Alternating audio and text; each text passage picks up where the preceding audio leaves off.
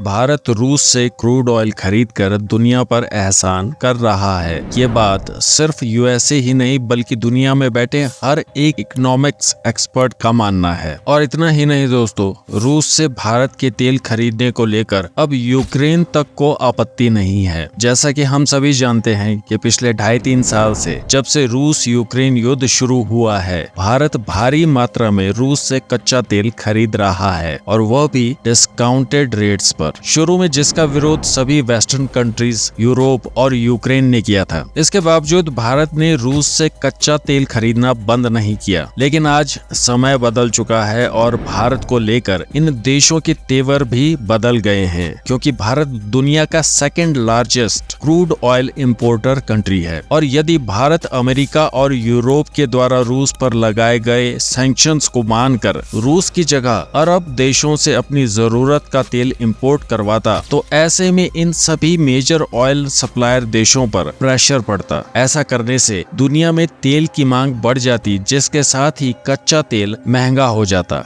जिसके कारण पहले से महंगाई की मार झेल रहे दुनिया के कई देशों की और खासकर यूरोपियन देशों की चरमराई हुई अर्थव्यवस्था डूबने के कगार पर पहुंच जाती। तो इसलिए आज वह सभी देश जो एक समय पर भारत के रूस से क्रूड ऑयल खरीदने पर नाराज हुआ करते थे, आज वे सभी देश भारत का धन्यवाद कर रहे हैं। और दूसरी बात दोस्तों, भारत ने रूस से जो भी तेल खरीदा है, भारत द्वारा रूस को उसकी पेमेंट भारतीय रुपए में की गई है, ना कि अमेरिकन डॉलर्स में, क्योंकि अमेरिका नहीं चाहता कि रूस के पास अमेरिकन डॉलर्स पहुंचे और उन डॉलर से रूस हथियार खरीद पाए, जैसा कि हुआ भी नहीं, क्योंकि भारत ने हमेशा रूस को भारतीय रुपए में ही पेमेंट की है, जिस वजह से अमेरिका ने भी अब भारत का विरोध करना बंद कर दिया है। लेकिन इस सब के बीच भारत और रूस में पेमेंट्स को लेकर प्रॉब्लम्स होना शुरू हो गई, क्योंकि भारत ने कच्चे तेल के बदले रूस को जो पेमेंट्स की थी वो भारत में रूस के विस्ट्रॉ अकाउंट में जमा थी और रूस इन पैसों को इस्तेमाल नहीं कर पा रहा था। लेकिन कुछ ही महीने में भारत और रूस द्वारा इसका समाधान कर लिया गया। अब ये भारतीय रुपए रूस में न जाकर भारत में ही रह रहा है। भारत में रहकर ये सारा रुपए भारत के ही इंफ्रास्ट्रक्चर और कंपनीज में इन्वेस्ट हो रहा है और इस रुपए से भारत के द्वारा रूस को एक्सपोर्ट किए जा रहे हैं, यानी कि भारत रूस से तेल भी खरीद रहा है और इन्हीं पैसों से अपनी मैन्युफैक्चरिंग और एक्सपोर्ट्स को भी बढ़ावा दे रहा है। रूस के बिलियंस ऑफ रुपीस जो भारत के पास पड़े हुए थे, उसे रूस द्वारा भारत में ही इन्वेस्ट कर दिया गया है, क्योंकि रूस को भी अच्छे से पता है कि पूरी दुनिया में इस समय भारत से अच्छा इन्वेस्टमेंट मार्केट कोई नहीं है। तो दोस्तों, इससे अब भारत और रूस भी खुश और साथ ही साथ यूक्रेन भी खुश, क्योंकि रूस को भारत द्वारा की गई पेमेंट्स हथियार खरीदने में इस्तेमाल नहीं हो रही। दोस्तों,